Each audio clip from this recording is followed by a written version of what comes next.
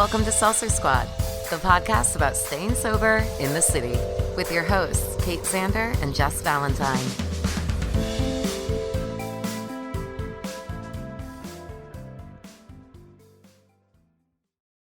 Hey guys, Kate here. I just wanted to let you know that this week's episode is sponsored by Audible. Audible is a huge part of my sober toolbox. I love listening to books and memoirs, and it's almost like having another friend who gets it. So visit audibletrial.com/seltzersquad for a free month. You'll thank us later. Hi, Jess. Hey, Kate. Hi, Hey, Cynthia. Hello. Guys, Thank you we for have coming Cynthia on. from getting your ish together on Instagram, but it's getting your shit together show. Explain that to me, because when I was searching this, it was hard to find you, but then I found you. She's being PC, I assume, for Instagram. Yeah, it has to be PC for Instagram because Okay. I can't have a swear word in my handle. So that's why it's getting your ish together, which is what I have to do. But the show is called Getting Your Shit Together. Yeah. Okay, so I hate that they do that, but whatever. I know. It seems like the whole thing with like women can't have nipples on there, but dudes can. It's just so stupid. Yeah, their rules are very I don't know. It's a special time. I just finished watching Schitt's Creek, and they can't say Schitt's Creek on any of their like promo, like in any of their stuff that they went on TV. So they just had a sign that they held up with like the Schitt's Creek logo on it. And I was like, this seems very silly in 2020 to not be able to say shit on the air. Well, it's like how on TV they'll say asshole, but they'll bleep out the hole. Yeah, I've always wondered about that one. It's like, you said the swear, it's just...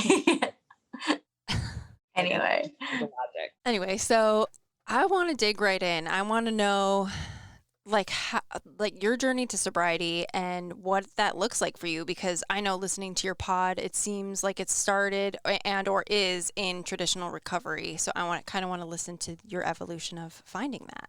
I have a question. Like, when you say traditional recovery, what do you mean by that? I think, weren't you, when I was listening to your pod, you were going to AA recovery meetings, correct? Yeah, I was initially in my first year. Yes. But I no longer go to AA or anything like that. That's what I thought. Okay. Yeah.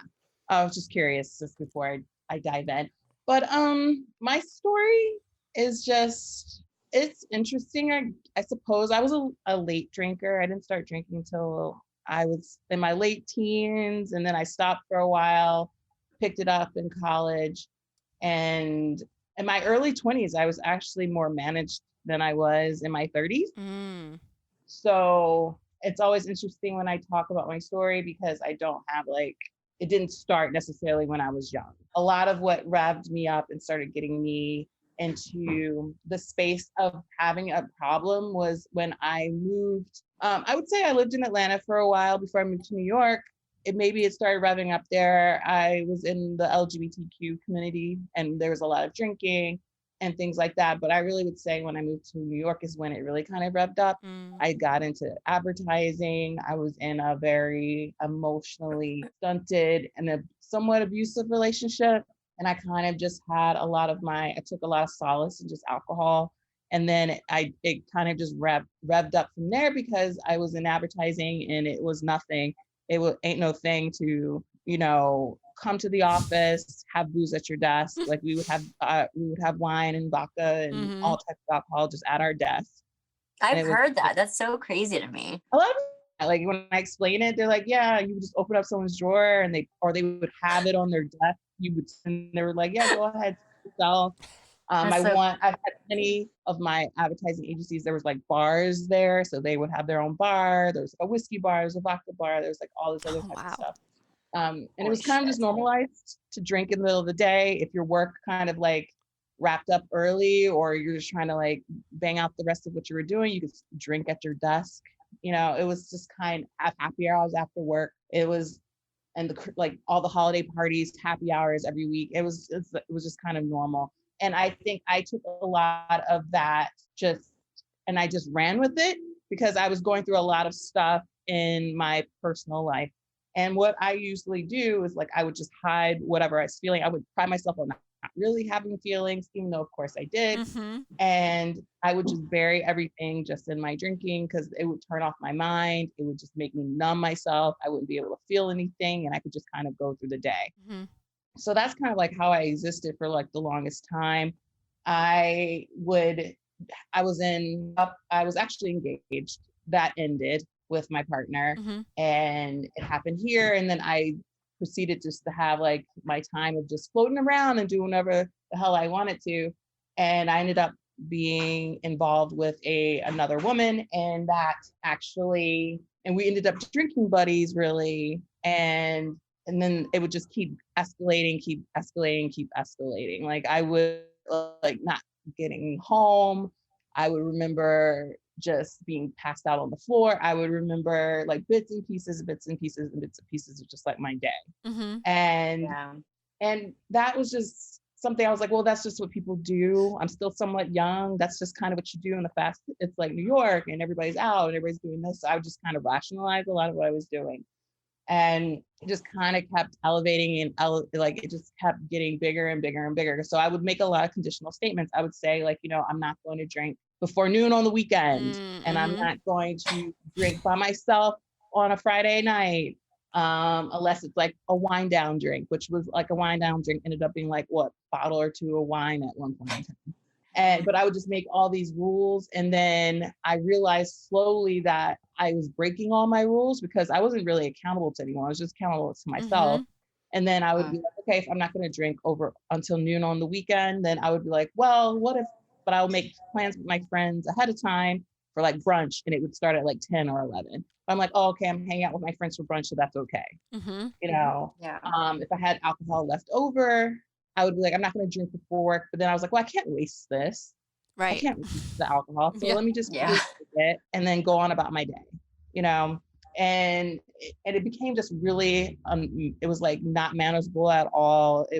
My whole life was just basically, let me just go to work, drink at work, leave work, go drink somewhere else, go home, drink some more, and just cycle and repeat. And it's like I was gaining all this weight. I was like passing out at like fast food restaurants by myself, and just like because I just was trying to drink and try to like saying like, well, I need to get the salt in so I'm not hungover the next day. I was just a shit show. Like I was the mess. And it was like you would look at me and hear about my career and say like, oh, you're doing this, you're moving this ahead, you're moving around, and you look like you have it going on.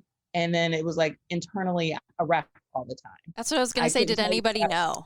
Probably not. No one really knew. Like I would talk to my friends about like one of my best friends who lives in Virginia. I would talk to her about my extent of my drinking, and she would be like, well, don't you think that's like a little problematic? And I'm like, no, that's what other people do. It's not problematic.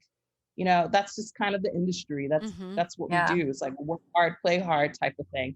And you were still functional. I was functional, but then it got to the point where it's like I was barely holding on. Like I was not even in like my right frame of mind most of the time. I would just work and then drink, work and drink, work and drink, work and drink. That's all I was doing. I wouldn't do anything else outside of that. Like I had all these hobbies and things I wanted to do, did none of it.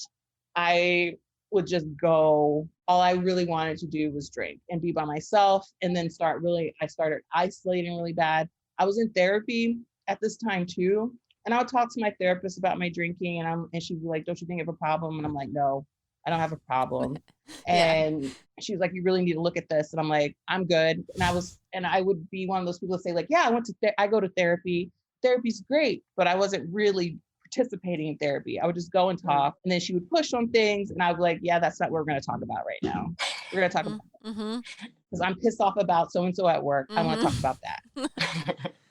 And it was just kind of like I wouldn't say like a self-fulfilling prophecy or anything like that. I was just saying I was very self-destructive. I would use drinking to kind of numb me because I was engaging in a lot of activity with people that pretty much kept me stunted, really. I was doing a lot of self-destructive things, hanging out with people I shouldn't really have been hanging out with, not standing up for myself.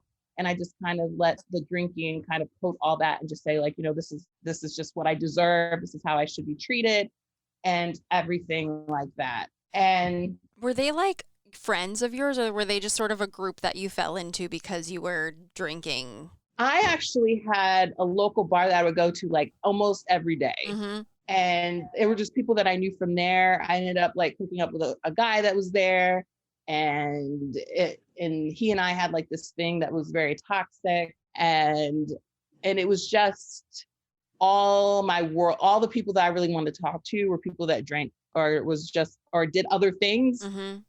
And they were just kind of in that world just like me. So I didn't really have to feel like, oh, I was in the wrong, or if I was bad, or I didn't have to check myself, and no one was going to check me because everyone was doing everything that was around me. Mm-hmm. And I just wanted to exist in that.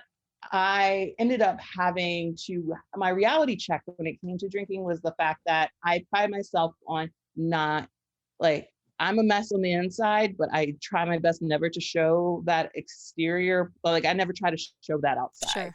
And that's probably how I was raised, because I come from like a military conservative, like religious family, and we're all about like the presentation, and you can't let them see you sweat, that type of thing. So I'm like that. And I went to a Christmas party on an empty stomach with like a bottle and a half of wine in me, proceeded to drink like vodka and tequila. I was making drinks and I was just doing shots of whatever they were handing to me.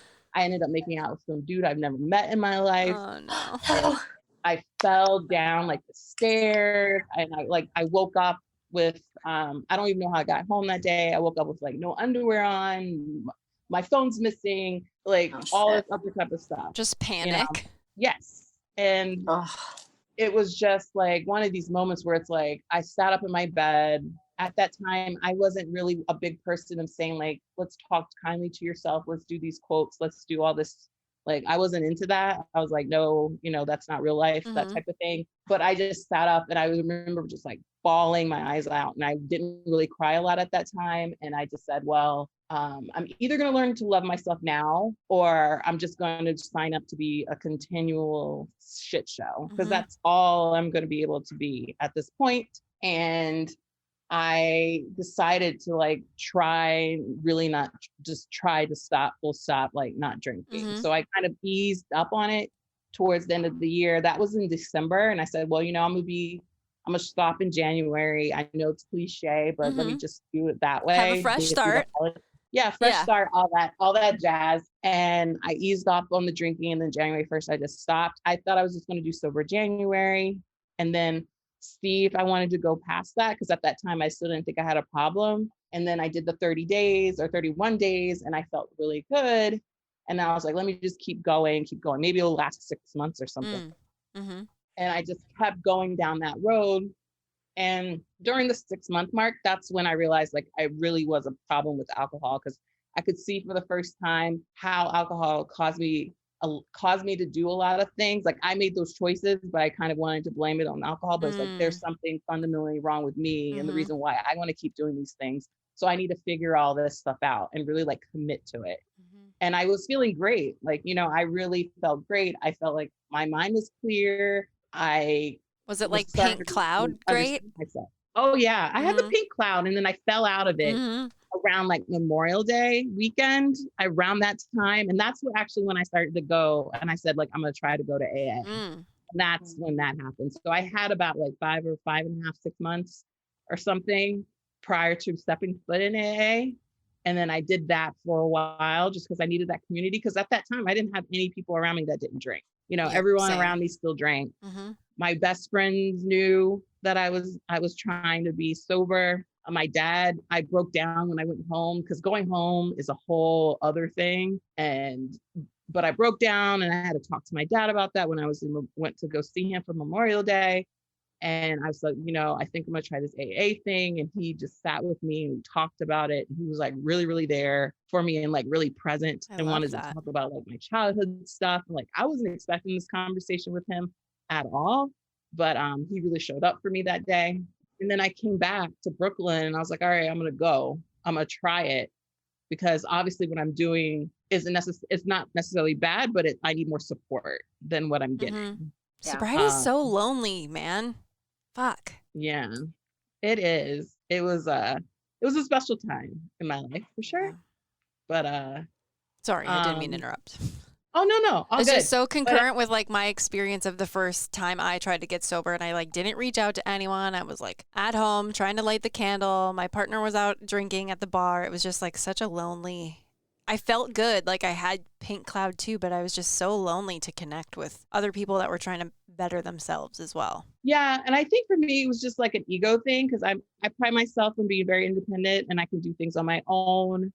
And I don't feel like I was one of those people that's like, I don't need anybody. Like I didn't really feel like I've had a lot of people in my corner growing up and in my adult life. So I'm just going to do this on my own. So it was really hard and humbling for me to just say like, I need help. Yeah. Because I don't know what this is. Like, I don't have any frame of reference for this. Everything that I want to do isn't going to be serving me. It's really just going to be keeping me stuck. So let me just reach out and go, at least try it. And if it didn't work for me, it doesn't work for me. But at least I'm saying like, I'm trying different things instead of just saying like, putting my hands up and saying like, fuck it, I'm not going to do this. And because I don't feel comfortable, because I just had to learn to feel being comfortable with being uncomfortable. Like I had to learn to be okay with that and not having the answer for everything and not having the quick fix, which is really hard because I have like type A tendencies sometimes. And that's probably why I am in project management and why I do what I do. But really having to take that step back and that pause and just saying like, you know what, I need to go and talk to people that may know more than me. And if it works for me, great. Maybe I'll take the parts that do and then go off and do my own thing, eventually. But I at least had to try. Did you have a good experience? Because I've had people that have had great experiences and come like distance themselves eventually from the program. And I've had people that have like a lot of our crew doesn't feel super welcomed or like they fit in. And so I think like not that they get off on a bad foot, but I feel like I know for me personally, I started out as well going to meetings when I hit a wall too of like, I just need to be around people that are also up to this and see what works and what doesn't work. And I felt like maybe it was just the places I was going, but I felt sort of on the outside rather than on the inside of it. I feel like that too, really. I think, AA is a special thing, I had some good meetings and then I had some meetings where I was like, I don't know what this is. I don't know how I feel about it. And I went to a lot of diverse meetings just because I wanted to be around other like Black people or people of color through this and hearing their experiences. But I tried all different types of meetings all over the city. I went everywhere across all the boroughs for the most part, trying to just try and talk about different things. Wow. Because I just wanted to just understand it fully. And I didn't want to say like, if I commit to something, I'm like all in, I have to see it from all angles before I say like, it doesn't work for me. Definitely. Yeah, that's smart. Was okay. It was okay. It served its purpose at the time. I'm very much of like a recovery personal to you type of chick. So after a certain point in time, I didn't want it to feel like I had to be so rigid in my thinking and like it had to be like a certain way. And I felt kind of confined to that. And I didn't like that feeling because I felt like I was in a box so much of my life. So with me trying to figure my stuff out right now, the last thing I wanted to do was feel like I'm shoved into another box and had it to be like a certain way to do this. So that's why I was like, okay, well, I understand the gist of AA. I'm not against recovery programs if it works for you. I probably still have some of my learnings and stuff from AA that I still utilize just in my daily life. But then there's a lot of other stuff that I don't agree with. Yeah. And that's fine. And I go off and do my own thing. Also, people are always saying, oh, you just haven't found the right meeting yet. But you can obviously say, no, I tried. Yeah. And it's not for everybody. Like everybody feels like, oh, what you need to do that. And I'm like, if it's not for maybe sharing in a room is not for you, maybe hearing that's not how you process or feel community and stuff like that. I feel like for me, truthfully, I've gotten so much more from doing my podcast, meeting people online and finding like different communities that way from all over the world. Definitely. That I may have never run into. Like you guys are in New York. I may not have run into you. Totally. Otherwise.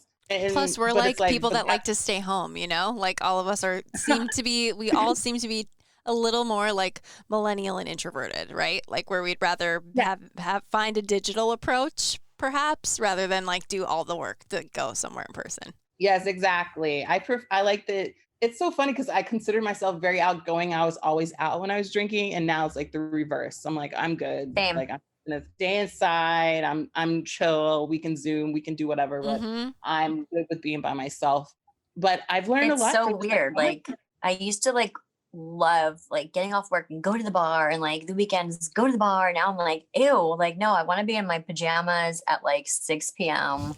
watching TV, having dinner at my house. And it's just weird to think about how completely different I am now. And my therapist was like, you are an introvert. You are just extroverted. I'm like, oh. Yes, same. And it's like, and people, it's so funny because when people that know me through work, they're like, you're an introvert. And I'm like, yeah, I talk a lot at You're like, work, I but hate then people. if I had my way, I would just be quiet all day. Like I would just be Yeah. quiet, observing all day, and then just get up and leave.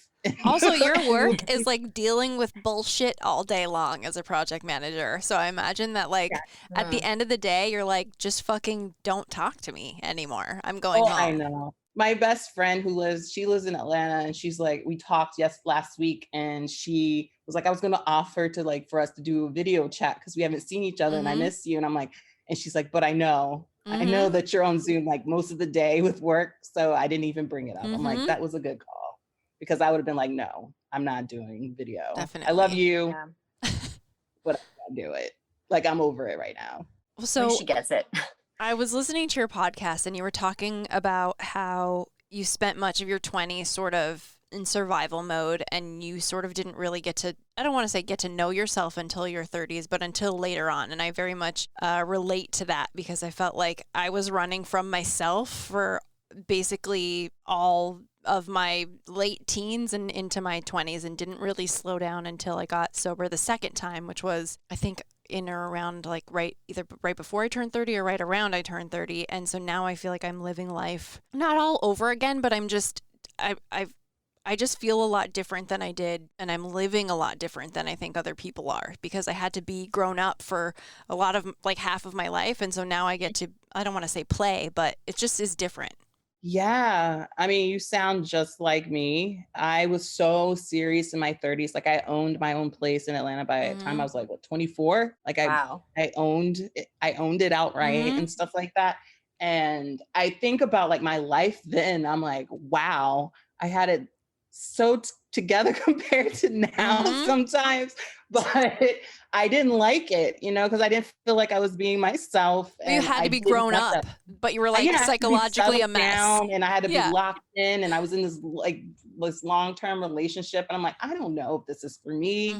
But I didn't know the words. I didn't have the words to say that. So I didn't know that you could say no. Yeah. I wasn't raised to think like that. And just like going through the motions of what you think being an adult is. Exactly. And no one ever told me like, you can stop and really define this for yourself. Like, this is your life. I didn't have anyone like that. And so I was just kind of stumbling along. And then like my brother was kind of like a mess, and my mom died when I was younger, and my dad had his thing, and I was like the female figure, and I assumed that position too. So that some of that's on me, but then like my family looked to me to be like, you're the stable one, you're the oldest, you have like, even now they say like, you're the most, the adult one of all the kids. And I'm like, but why? Because I'm older, Definitely. It's like, But so when I turned 30 and I decided like I was going to move to New York, and I was doing all this stuff, like I just was impulsive, and I just sold everything in like the span of a weekend.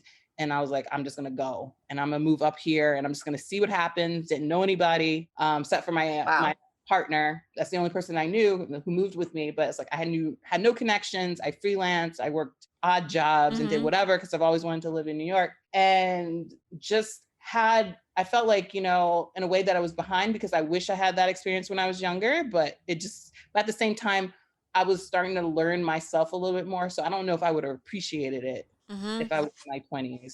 I You also also feel like may I have was been like, a bigger mess in yes, your but 20s if you were here. like, I don't even remember shit, even when I wasn't drinking, like, I feel like that I'm older, I'm like retaining more information if that makes sense. Like my mom died too when I was young. And I feel like from then on, it just was a dead sprint to doing what I was supposed to be doing, even though I had no fucking clue what the fuck that was. So I was just doing what I thought everybody else wanted me to do. And at the whole time, you know, my family, the saying is always like, we were never worried about you. We're never worried about you. And I'm like, that's also a bad thing. Like no one has ever fucking been concerned. So while you all think I know what I'm doing, I have no fucking clue what I'm doing. So I'm just like, I moved away, I think also as a way to be a mess away.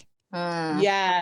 I feel like there was a lot of similarities because when I went home and I talked to my dad when I was saying I'm going to go to AA or whatever, and I remember just I went in about like, because me and my mom we have stuff there, but we could never really address it just because of how life happened. Mm-hmm. But and I remember him saying something like, you know, your mom paid more attention to your brother because he needed her more. Mm-hmm. And I was sitting there like, how the fuck did you know that he needed her more than I did? Mm-hmm. There's like so many things that I miss. I had to learn myself because my mom didn't want to talk to me about it, you know, or I had a friend that I could talk to who told me, and then because my mom didn't want to talk to me about it. Yeah.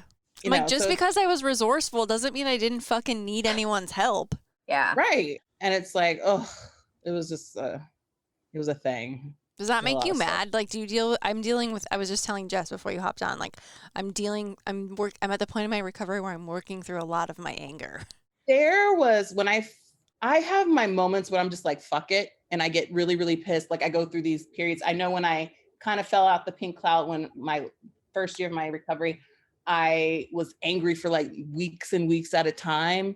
And I didn't have the words at that time to really express like why I was so mad. Mm-hmm. And it would come out in like these really like aggressive ways, like with my friends and with my family. And it was just like, whoa, what is this? Now I've worked through a fair bit of it, but I still have those moments when it just comes up and I just have to let it happen. And I just say whatever it is that I'm feeling at that time. But I had to learn to be okay with that because I wasn't taught to be okay, like hold your anger or communicate that you're angry or have a boundary around it or something like that. Don't feel guilty about it just because of how my family, like they don't really talk about anything. And or if they do, it like blows up and it's a very confrontational thing and it's like very scary. And there's no in between. So I had to learn how to do the in between. Yeah. Yeah.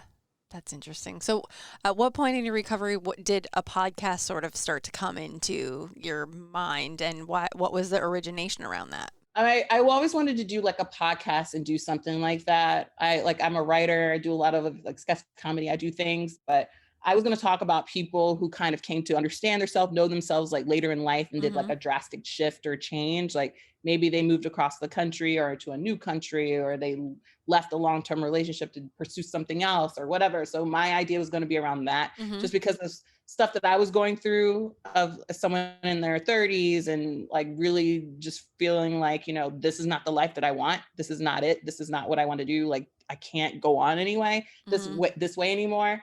And then, but at the same time, like life was kind of tricky in the sense that that's also around the same time that I realized like, you know, I really do have a problem with alcohol. I have to really address this and deciding, it was kind of like on a whim. I was talking to my friend, my best friend who lives in Atlanta, like in like June or something. I'm like, I'm gonna do a podcast and I'm thinking about talking just about like my recovery and just talking about it. Cause I was going through social media. And at the time I was kind of new to like the recovery space online. But I didn't really see so many people that looked like me, which was a thing. And then people that were just like talking that looked like me and were talking about their experiences, talking about not just necessarily being sober or getting sober or being like becoming sober, but also just like the underlying stuff. Cause that's really kind of like the cause. Like, I feel like, you know, my alcohol addiction was like the result of it, but all this other stuff that I hid for so many years and I didn't want to address and I didn't want to talk about was the reason, like a lot of how, you know, this stuff kind of rolled out for me. And I wanted to get it out of my head. For so many years, I've kept so much shit in my head. Like I wouldn't talk about it. Like something bad would happen to me and I would just shut down. I would just be like, no, I'm fine. Like that was always like my answers. Like, I'm fine. I'm fine. I'm fine. And I could just want to like die or be crying inside. And so I decided to just be very open and honest. And if anything, just for me to, if I connected with one person, awesome. But I just wanted other people that maybe felt like me, that maybe just said maybe they came to drinking later or they didn't, but they maybe felt like they just didn't know where to go, where to start, and that it's okay to be a mess. Because a lot of that stuff is just me being okay with being a mess and not having it together. That's why it's called getting your shit together. It's like the first thing I told my best friend, like, I want to talk about have a show where it's about getting your shit together when you're getting sober. And she's like, just call the show that. And I was like, all right. Yeah. So one less thing to worry about, named it that. And then I just said, okay, I'm going to launch on August 1st. And that's what I did, That's and brave. I've been going ever since. I like that you had the courage to do it solo too. Like, I think that's major. Like, I like listening to your podcast because it's like you and I are having a conversation, where obviously my podcast is Jess and I having a conversation, but I feel like it's a lot more of an intimate setting when it's just one person just sort of relating their own thoughts. And I feel like often you get a lot deeper than I think maybe you mean to, because you are just thinking out loud. Yeah, I think so. Sometimes it's so interesting because I'm not looking at anyone and you're like looking for that reaction and you're not getting it. And then I crack like a bad joke. So I laugh and I'm just like, okay, well, I'll just keep it in, I guess. I don't know. But I think the podcast has really been beneficial with me really taking my therapy seriously for the past few years. But also this podcast has really helped me just come to terms with a lot of my stuff too. And just things that I've been reading and the people that I've been having conversations with, it kind of helped me kind of start really putting the puzzle together. What's been the best part about it? Yeah, I know it's been like a form of therapy for me, which, I've read somewhere that can be the case. So I was like, all right, well, that makes sense, I suppose. I find that our podcast helps me way more with my accountability, because it would be pretty bad if I just went off and had a drink one day while having a sobriety podcast. So it's helped me kind of keep my accountability in check. I don't know and I also have Kate too, which I wouldn't want to let Kate down while you're just it's all on you. Yeah. I mean, I have people that listen to me, people that listen to my show, they check in with me and I check in with them. So I have people that are we were kind of de facto accountability partners. Another thing that I wasn't expecting, because I was I'm who's really going to listen to this? I know my best friend will listen to some of these episodes, It's surprising, right? Yeah. And then people that reach out to me I live in France and I really like your show. And I'm like, how the hell do you find my show? Yes, I totally get that. I mean, there's so many people typing that in, right? And looking for resources and trying to find what feels comfortable and relatable for them. And I think that's why, we were talking earlier that the space has grown so much and it's needed to, because we started our podcast when we did purely because we just didn't hear our voices or things that we wanted to listen to in this space. And now I'm happy that other people have grown and started their own things, because there's it doesn't really get old to me to talk about these things, because while sobriety eventually I feel like it reaches a maintenance level, it just starts to uncover everything else, which is way more interesting, and they're so closely related. I agree. I feel me talking through all the different types of, there's so many topics you can talk about when it comes to recovery, and then there's something that you may have talked about in the beginning and you may have a different take on it now, so it's revisiting it. And so there's a lot of that's happening, and then it's also just like you said, unpacking the underlying shit, just really unpacking it and just owning it and being accountable for it, and just saying this is where I'm at, and this is what I'm working through, and this is and I think a lot of people react to that because it's more it's the humanity, or it's more of that, just that realness. Because it's I never claim that I have it all together. I never claim that I'm not a therapist. I'm not any of those people. I'm just talking about what's working for me and what's not working for me.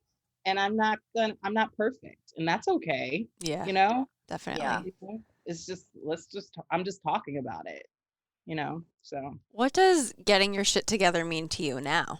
I feel for me, it's just being accountable and being real. That's it. Whether it's not about being polished, it's not about having it all way together. I think it's just being honest about where you are, and what you're going through. That is very well said. I I feel like there is no there. Everyone's always like a constant work in progress, right? Like you're never perfect. Like there's never like, oh, I'm done now. I've done it. Yeah, I arrived. So, I'm not going to do anything. Like, no, it's always going to be something. So that's it. What has been the most fulfilling and best part of your sobriety so far? I feel like the most fulfilling has been having a clear mind. My memory was off the chart. I would say my memory was pretty good when I was drinking, but it's like insane now. Sometimes I'm like, I can't believe I remember this. And really, I think I enjoy like laughing, like when I'm something really, really, really tickles me. Like it's just that feeling of just that release of it, because it's like I'm totally present. I'm totally enjoying the moment. I'm totally like, it's like I'm just in it. And it's like the little things like that I enjoy, because it's like I'm just being authentically myself now. Yeah. And for such a long time, I didn't want that. Like I claimed that that's what I wanted, but that's not really what I wanted. Yeah, very well said. I feel like also too, for me, the podcast has helped me like come out as being myself in so many ways, that it's helped me like talk through some of those levels, and the fact that there's people out there that listen to it and it helps them, I think then encourages me to be more of that. And that's just like a better byproduct of the effects of getting sober, I guess. Yes. I mean, I feel like there's a different level of just really knowing and understand yourself, like the good and the bad sides, but just really just understanding like, okay, this is why I react to certain things a certain way, or why this matters or why this doesn't matter. And my podcast has really helped me understand my personality like 100, and I'm 100%.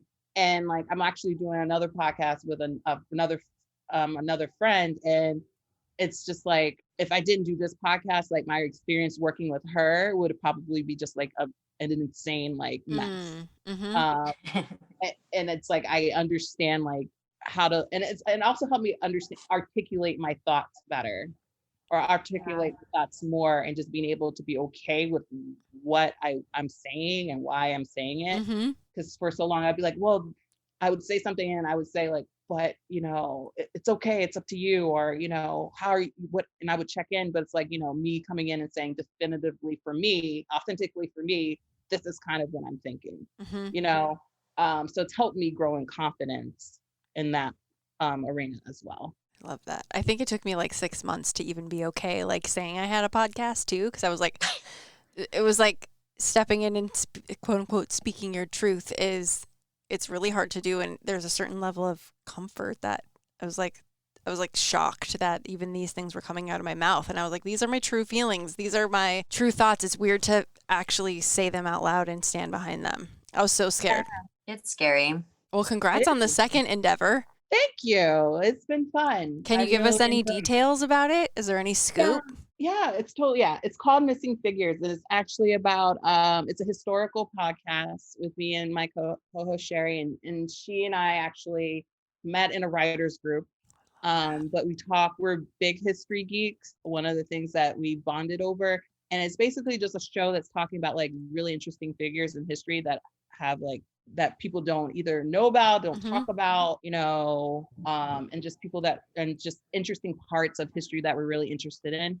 Like we did an episode on like around the Pansy era, which is like around Prohibition, when it was like they were very open with their sexuality and LGBTQ, and like there was drag shows, and like the balls started, which were like, similar to the ones in Pose. So we did a whole big thing about that. And it's like, and it's just been a lot of fun just to talk to someone else about like my history geek ways. And I learn a lot. You just learn a lot about history. You see it like repeating all the time. And it's something I definitely wouldn't be able to kind of commit to if I was drinking, just because there's a lot of just like the research. Homework. I bet. Being able to talk about it, and at the same time not have it just be like regurgitating facts, but try to make it conversational and fun.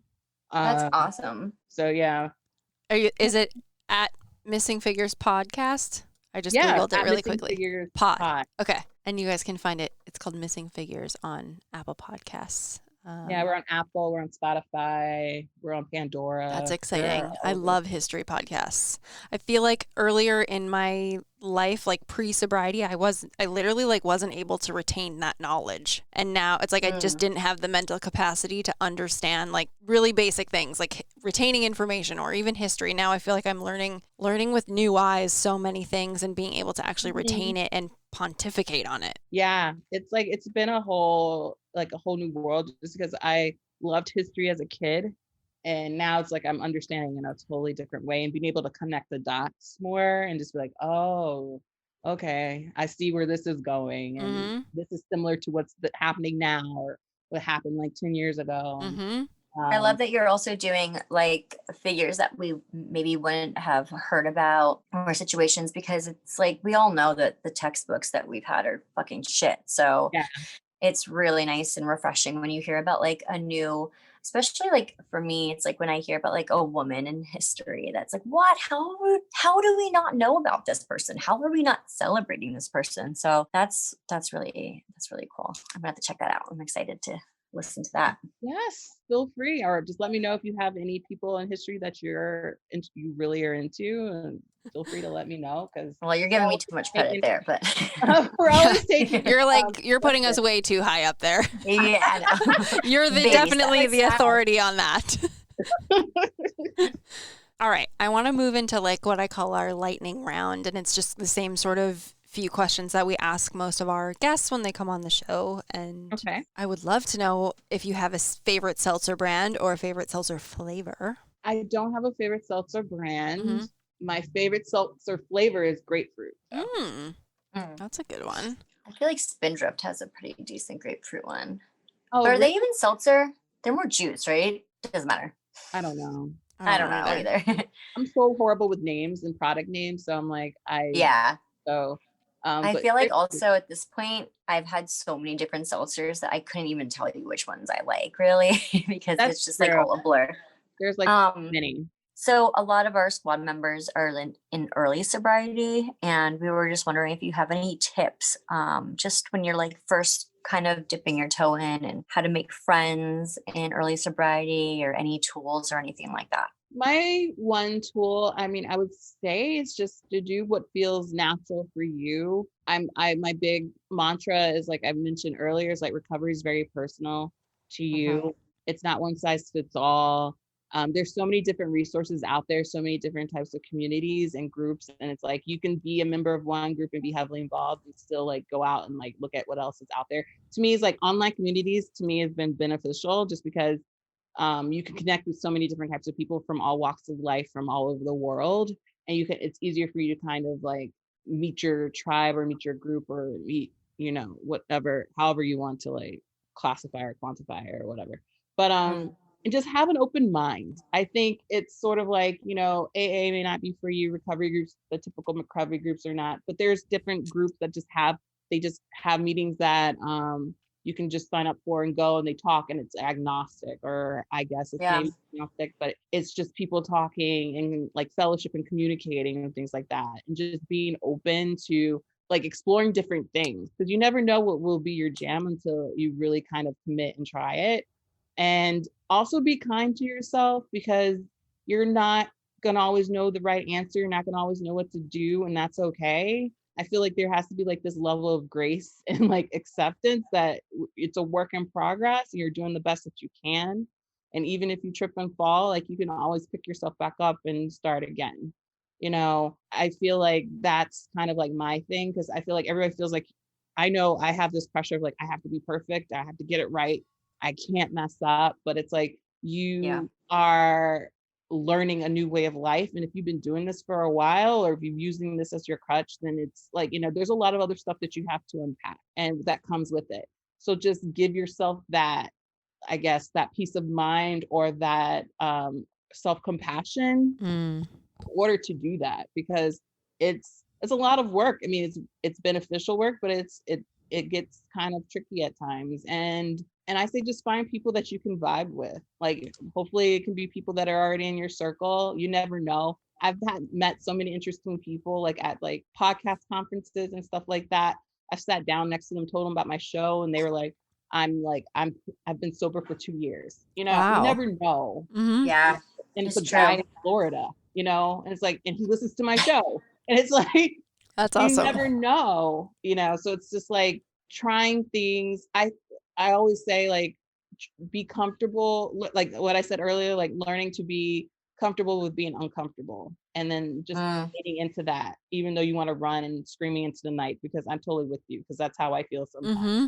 But just knowing that you're working through something that's really beneficial and helpful for you, and it's totally okay to feel what you're feeling, but it'll even itself out. It just may take some time. Definitely. Longer than you think it will, I feel Yeah. like. Yeah. Longer than feels good, but it will. Yeah. You kind of touched on this, but how do you make friends in sobriety? And I would say bonus points if you have like any advice for this pandemic/digital era, because like I'm on Zoom all day too. Like the last thing I want to do sometimes is like Zoom with anyone else or like Zoom a stranger. I mean, I know you're a stranger right now to us, but now we're friends, but like, you know what I mean though? I feel like I don't like to Zoom all day. Sometimes I go into meetings and I will just not be on camera.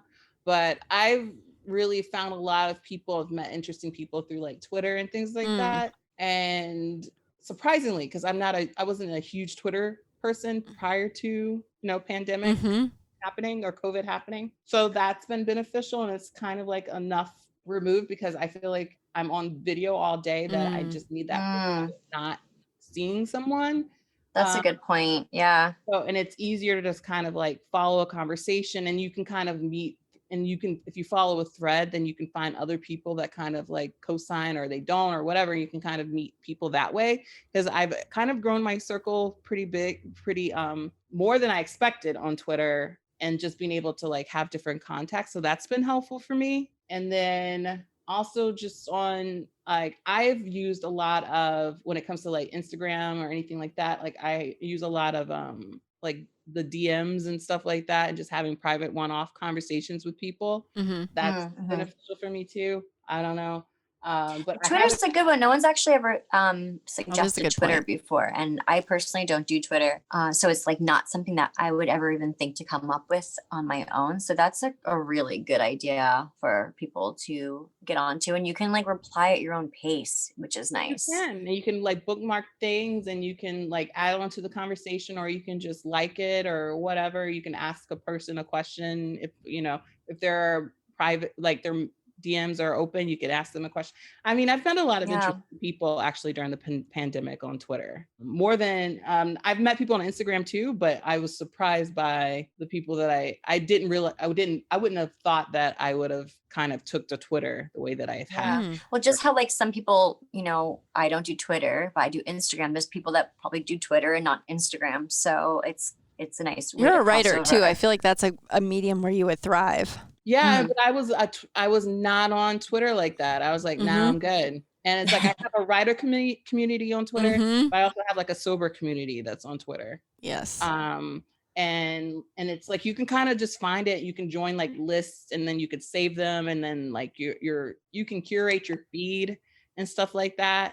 So it's been really helpful, for me. And you kind of feel like you're still kind of engaged with people, but you don't have to feel like you're over like saturated, or you're being like thrown so many things at once. You can kind of go at your own pace. Nice. Very good advice. So you don't have to give us one, but we do hot mess highlight / low light. So if you want to tell any fun stories, or where you're a hot mess, or maybe not a funny story, it helps our listeners kind of remember that they're not alone. But again, you do not have to share anything if you don't want to. Gosh. Oh, sorry, we put you on the spot. Yeah. There was like the Christmas party I talked about, that was like a hot mess one. I do remember getting really drunk at work, and then going to the bar, and then I ended up passed out in a McDonald's with and then the guy who was like the security guy or something thought I was homeless. Oh no. He was like hitting the table, and I woke up and I had like chicken nuggets still in my mouth. Oh. Oh my God. How long did I that have woken hangover up with food in my last? mouth. Because I feel like that's definitely a more than one day hangover just from the shame alone. Yes, it was bad. I was like, I'm just gonna Uber. I'm not gonna even get on a Yeah, no. train. No, I sir, don't- I'm not homeless. I'm calling my Uber. I know. I'm a respectable God. human being and I'm taking these nuggets to go. I know. Oh, it was. I can laugh at it now, but it was a stuff. Yeah. That's how you know it's a good one, when it like stings for a while. Like I had some stories that stung for like years, even into sobriety, where I was like, God, I'm so embarrassed. Yeah, I have a lot of those. Like I've broken so many things and been naked in so many different parts of like different parties and parties that I wasn't even invited to. It's just, I have a lot when I'm just like, if I ever write a book or anything, there's just going to be me with my covering my eyes as I'm reading it, or having someone else like if someone ever reads it, they're like, did you really? And I'm like, you have no idea how I used to get down. The funny thing Oh, about that's so that is good. I feel like everyone feels so alone in those stories, and the response that we've gotten from reading these on the air and reaching out to people is like everyone has at Oh my least God, I do one that too. story. Yeah, at least Yeah. one story like that they feel like totally alone and ashamed about. And I'm like, no, we all just did fucked up stupid shit and thought we were being quiet the whole time. That is a very common thread that we have, is that you feel sneaky and quiet while you're doing these really fucking dumb, loud things when you're drunk. I know. There's just so many. I mean, I get the whole like when people know my stories and I tell them, they're like, really, you? Yeah. And I'm like, yeah. And that's just one. That's just one. Right. Yep. Exactly. That's when you're like, yeah, I told you my drinking was bad. Yeah, I told you I had a problem Yeah. and I had to stop. Yes. That's And they're just like, one of I the didn't reasons realize why. it was that bad. Yeah. That's Well, definitely a common underlying theme. definitely. Thank you so Yes. much So, for coming on. Can you tell our squad where to find you on all the things? Yes. You can find me on I hang out mostly for this show on like Instagram, so you can follow me at getting your ish together, because you can't swear, and handles on Instagram. You can listen to my show. It's all over the place. So I'm on Spotify, I'm on Apple, I'm on Google, I'm on you can listen to me on Alexa if you have that. Pandora, pretty much any and everywhere the show is on. I'm going into my 3rd season now, so that's exciting. You can also find me on Twitter at getting your SH, because apparently you can't swear on Twitter either. So there's that.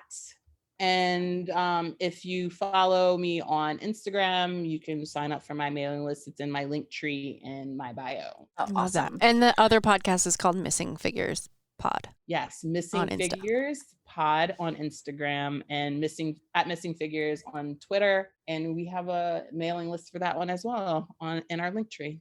Well, congratulations on all these things. Yeah. Thank you so very much for coming on today. Thank you for having me. I appreciate your Yeah. time.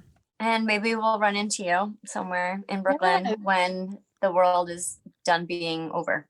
Yes, right? I know. It's just Although we probably won't, because we both will probably just be at home, but still. Existing alone together. Yeah. exactly. Well, what is our tagline again? Until we Kate? meet I already again. forgot. Oh yeah, be nice to yourself. Don't forget, hangovers suck. Hangovers suck.